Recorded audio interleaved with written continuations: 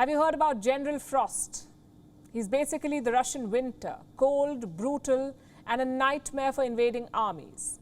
Throughout history, the winter has helped Russia many times against Napoleon, against Hitler, and now it may help Russia again. Let me tell you how. 40% of Europe's gas comes from Russia. We tell you this almost every day. You know this by now. If Putin shuts this supply, Europe will run out of power. No air conditioning, no heaters, no fuel. Now imagine this happening during winter. Temperatures in Europe can drop to sub-zero levels. Imagine power shortages in that cold, sub-zero temperatures. It would be disastrous for Europe. And unfortunately, things are heading in that direction.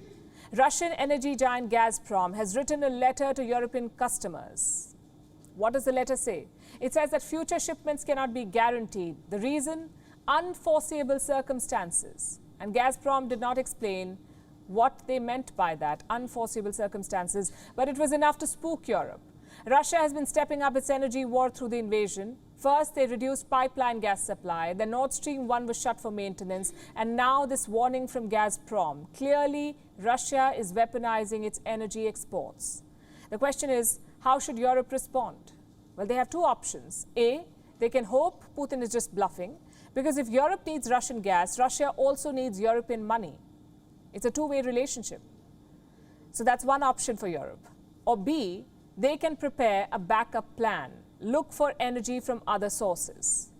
Europe, it seems, is going with plan B. They're looking at options. 3 important energy deals were signed by Europe this week. First, with Azerbaijan.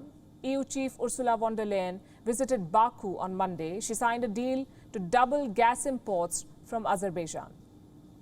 From next year on, we should already reach 12 billion cubic meters. This will help compensate for cuts in supplies of Russian gas and contribute significantly to Europe's security of supply.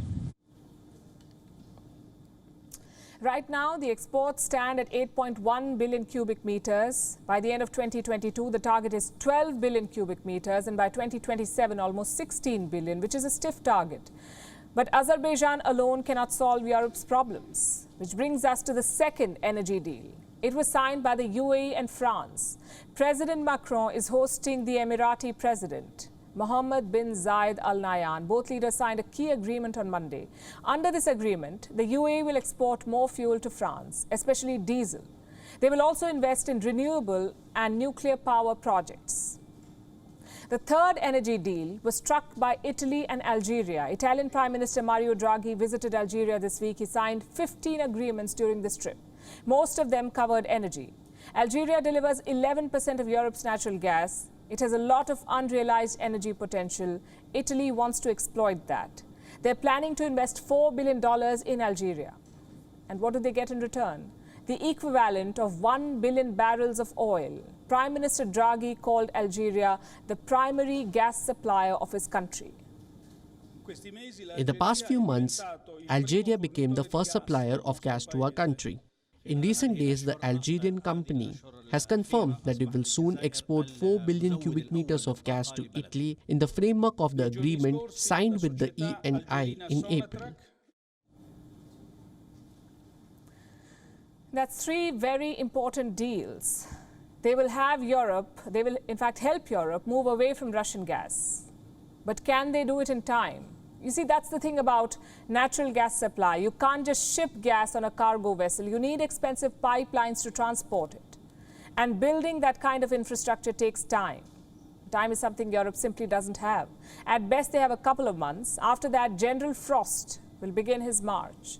So Europe needs a short-term fix as well, which means rationing. Europe will have to cut down energy consumption, prioritize who gets what. In Germany, this dilemma has triggered a debate. Should companies get preference or consumers? Let me tell you what the law says. Households and critical services are exempt from power cuts, but companies are not. They will have to manage with reduced supply. Now, business leaders say that's not fair. They feel industries are closely linked to households through salaries, through food supplies, through inflation. If industries suffer, so will the people. And frankly, there is merit in both arguments. If industries don't get gas, Europe's economy will suffer.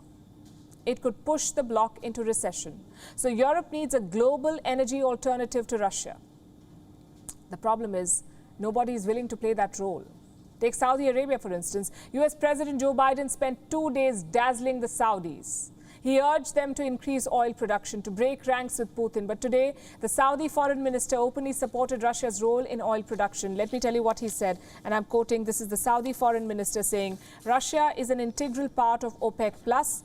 Without OPEC Plus cooperation as a collective, it would be impossible to properly ensure adequate oil supplies. So much for alienating Russia. The fact is, Putin's energy war is working. In fact, it's working better than his real war in Ukraine. If Europe doesn't have gas by winter, they will have to reevaluate everything, the sanctions, the boycotts, the military aid, all of it. They'll have to rethink it. So the next couple of months will be critical for Europe. If they're not well prepared, General Frost could land the death blow. WION is now available in your country. Download the app now and get all the news on the move.